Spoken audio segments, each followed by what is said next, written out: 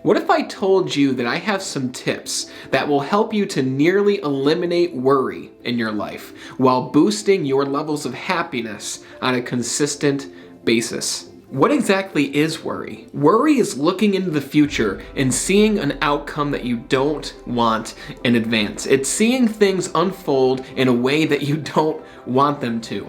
And failing to learn strategies to help you manage your state will ensure that you live more in a state of worry versus a state of happiness or fulfillment. And in this video, I want to give you several tips that can help you to live in a state of happiness more frequently. Let's get right to them.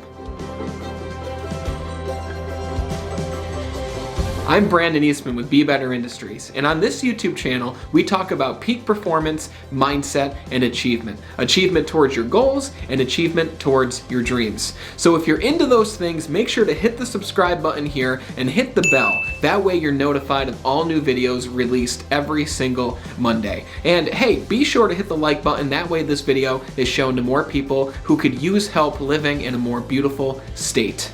I used to constantly live in a state of worry years ago, where it got to the point where I was even afraid to leave my apartment because I didn't want to see people. I would always be worrying about being judged by the way that I talk to people, being judged by maybe what I do for a living. And I've worked with so many people since who have been worried about the same things. And I remember a big turning point for me in my life was when I read this book called How to Stop Worrying and Start Living. It's a book by Dale Carnegie, and I'll put a link in the description to this book if you want to pick it up for yourself. But I remember the one thing that I took away from this book, and the first tip that I want to give to you to help you to stop worrying and start living more in a state of happiness, is to start living your days in day-tight compartments. In other words, stop looking so far into the future at what you have coming up and what's happening next week and what's happening next month. Or even worse, looking into the future at things that there's a 99% chance that won't happen, yet seeing them happening in your mind and getting flaked out or worrying about something happening that probably will never even occur. Dale Carnegie talks about day-tight compartments,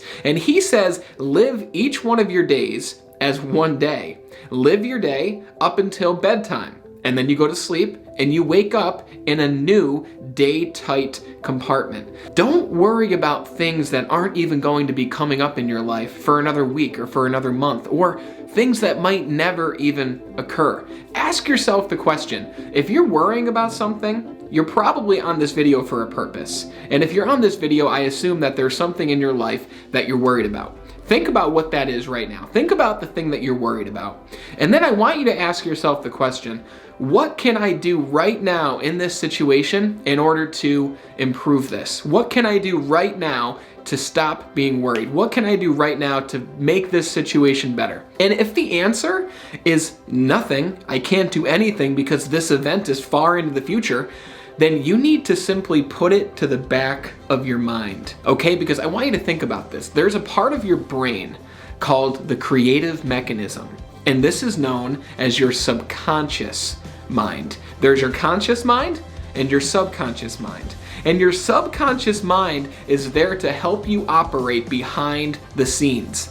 So often we use this conscious mind of ours not for its intended purpose, which is to download information to give to our subconscious, but we use our conscious mind to worry about things. And we use our conscious mind to create pictures and videos in our heads about something that might negatively happen in the future. Well, what if you did this? What if when you decided to do something as simple as going into the grocery store, or going to have the conversation with somebody, or going to a party full of a lot of people that you don't know, what if instead of worrying about that, you decided to do it, and then you simply forgot about it until the day of that event? How much less worry would you experience? It would be a drastic difference because you're not constantly thinking about something that you have no control over. Live your life in day-tight compartments. Don't worry about things in the future. Only focus on what you can do right now. What is something you can do right now to help your situation that you have coming up, to help with the conversation you need to have, or to help with the event that you'll be attending? What can you do right now? That's tip number one.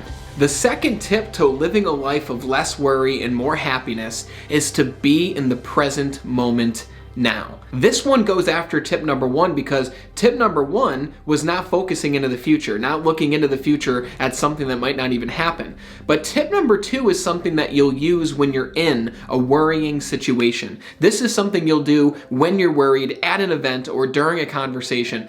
Think about a time where you went somewhere and you really didn't want to be there. When you went to a party and you didn't know anybody. What were you thinking about? You were probably thinking the whole time about what other people thought of you, or what am I gonna do with my hands, or should I go in the corner, should I approach people, should I talk to this person, and you get all in your head, and then when you're perceived by the outside world, they can see that you're flaky. They can see that you look worried. But what if instead you got out of your head, and instead you lived in the present moment now?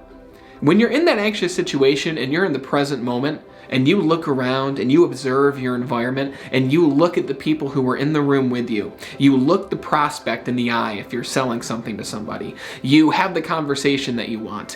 When you're in the present moment, things are a lot less scary because the reality is probably everybody else in the room is slightly in their own head as well. No one's an expert at this thing that we call life. Okay, there's probably a lot of other people at this event or at this party who are just as nervous as you. So what if instead of worrying in your head, you decided to say to yourself, you know what?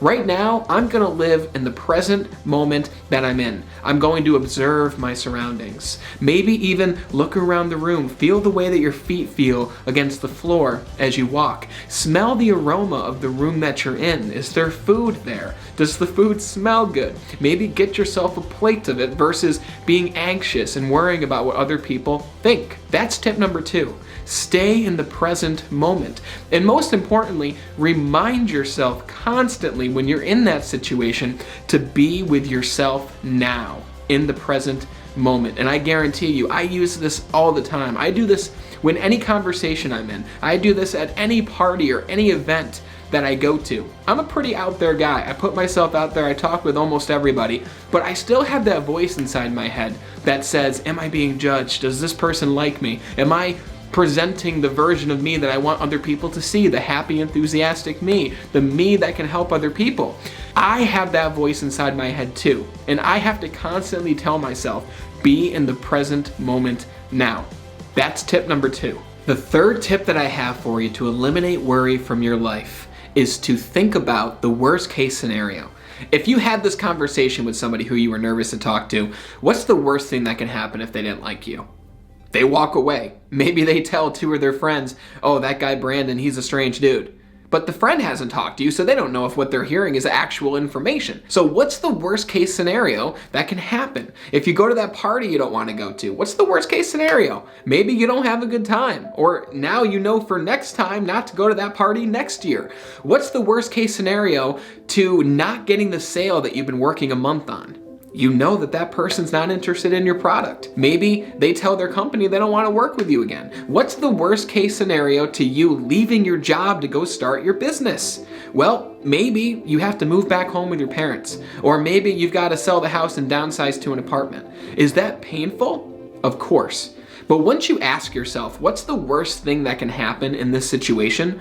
And once you come to terms with that answer, once you come to terms with the worst case scenario, you'll be a lot less fearful. You won't worry nearly as much because you'll realize that even if the worst case scenario manifested itself, you would be able to handle it. You've handled worse things in your life. You've handled tougher situations.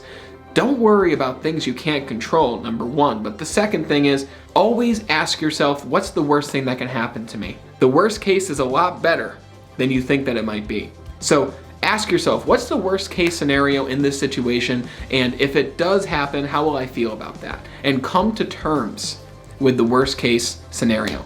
Because 99% of the time, the worst case scenario is not going to manifest. And 99% of the time, you're going to do a good job. You're going to go to the party and have a good time. You're going to go to the party and meet somebody new. You're going to go to the party and have conversations with somebody who you might want to become their friend now because you decided to go. So don't let worry hold you back. And the last thing that I want to give you today is remember, progress equals happiness. If you want to be happy more often, then be continuously progressing towards a goal of yours that is compelling. Always have something in your mind that you're making progress towards. Because the people that I find who are unhappy aren't working towards something. They're bored, they don't know what's next for them, they feel lost in life, and you know what, we've all been there. But that just means you have to pick a goal. You have to pick something to work towards. Pick something to make progress towards. Progress equals happiness. And goal strivers, people who are always striving towards the next thing, they're able to take challenges head on. They might get deterred when there's an obstacle, but they overcome that obstacle a lot easier than those who are not making progress in their life. So number 3 is to picture the worst case scenario and come to terms with it. And remember, progress equals happiness. In the description below, there's a link. Click that link. I want to send you a free copy of my ebook, Be Extraordinary, Your Guide to Self-Mastery. Because once you look at the 5 different areas of your life and work towards mastery in them, that will give you something to work towards. And remember, progress equals happiness. When you're working towards something, it's a lot easier to stay on top of the world and to stay more in a state of happiness and fulfillment. After you click the link, put in your email, I'll send you the free ebook. I hope that those tips serve you. I want to know, what was the one that was most impactful for you? Put it in the comments down below. Remember, like this video so it gets sent to more people so it can help them if it helped you, which I sure hope it did because it's helped me in my own life. And be sure to hit the subscribe button below and hit the bell. That way you're notified of all future videos every single Monday. And until next time, be better.